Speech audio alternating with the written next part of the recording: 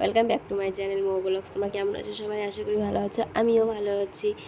তো এই দেখো আমি এখানে রান্না বসিয়ে দিয়েছি। তো কি রান্না করব আজকে, তো তোমাদের সঙ্গে সেটাই শেয়ার করব। তো অনেক দিন পরে এই জিনিসটা আমি রান্না করছি, তো অনেকটা দিন বাদে আমি এই জিনিসটা আজকে খাবো।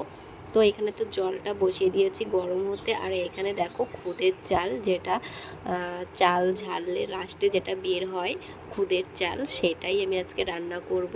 তো অনেক দিন পর আমি এটা খাবো, অনেক দিন বলছি কেন, অনেকটা বছর পরে। আর এইখানে আমি আস্তে আস্তে ধুয়ে নিয়েছি, আর লাস্টে দেখো এখানে কিন্তু কাঁকড় পড়ে আছে। তো চালটা যতই ভালো করে ধোও না কেন, নিচে দেখবে একটা কাঁকড় থেকেই যাবে। আর এইখানে আমি লঙ্কা দিয়ে আর লবণ দিয়ে আলু দিয়ে একসঙ্গে বসিয়ে দেবো, কারণ এইভাবেই আমি ভাতটা রান্না করি। আর কে কীভাবে খাও সেটা আমি জানি না। আর হ্যাঁ, এই ভাতটা ভালো লাগে পাট শাক দিয়ে খেতে। তো এখন আমি সকালবেলা পাট শাক কোথায় পাবো বলো?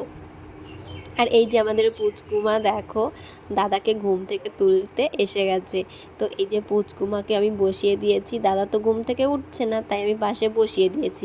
মা তুমি মা তুমি দাদাকে ঘুম থেকে তুলে দাও।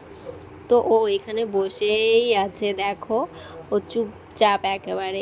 তো কিন্তু দাদাকে একটা মেরেই দিল, ওই দেখো, দেখেছো তো? ও কিন্তু দাদাকে তুলতে ব্যস্ত, কারণ দাদার সঙ্গে তো একটু দুষ্টুমি করা যাবে, তাই না?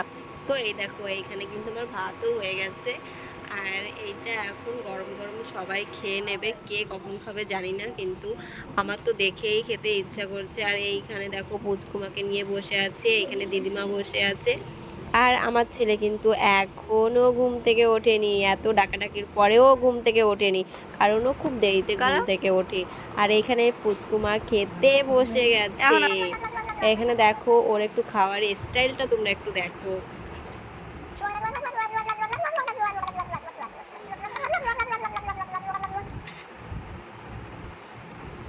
এইখানে কিন্তু আমি পেঁয়াজ রসুন ছুলতে বসে গেছি, কি করব সেটা তোমরা দেখতে পারবে। আর হ্যাঁ, ঝড় বৃষ্টি কিন্তু শুরু হয়ে গেছে।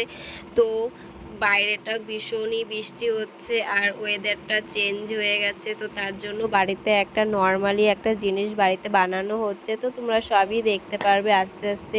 আর এত গরম দিচ্ছিল জানো না, তাহলে কি করে একটু ভালো মন্দ খাবো বলো? মাছ আনছে, মাছ খেতে ইচ্ছে করছে না, মাংস আনছে, সেটাও খেতে ইচ্ছে করছে না। তো কি খাবো বলো? কোনো কিছুই খেতে ইচ্ছা করছে না, শুধু মনে হচ্ছে কটা টক দিয়ে ভাত খাই। তো তোমাদের কি একই অবস্থা? সেম কি একই কেস তোমাদের? তোমরা একটু কমেন্টে জানাও। আর এইখানে দেখো তোমাদের দাদাভাই অনেক মাছ এনেছে, আর বাবা এনেছে মাংস। তো যেহেতু মাংস দিদিমা খায় না, আর মাছটা তার জন্য এনেছে। তো তোমাদের দাদাভাই আবার বাজারে গেছিলো, বাবার আনতে খেয়াল ছিল না, তো তার জন্য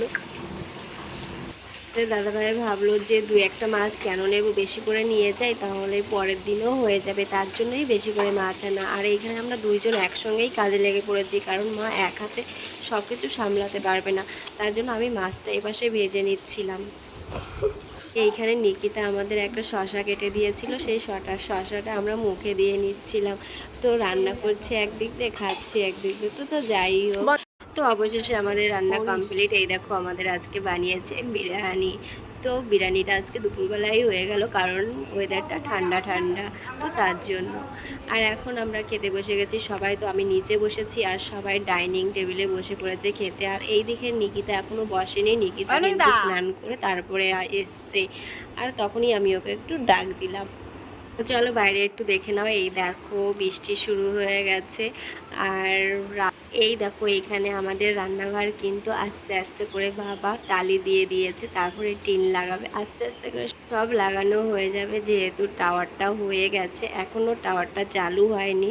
তো সব কিছুই লাগানো হয়ে গেছে, আর তার মধ্যে শুরু হয়ে গেছে বৃষ্টি। আর এইখানে দেখো রাত্রেবেলা আমাদের নিকিতা ফার্স্ট টাইম ও চা বানাচ্ছে।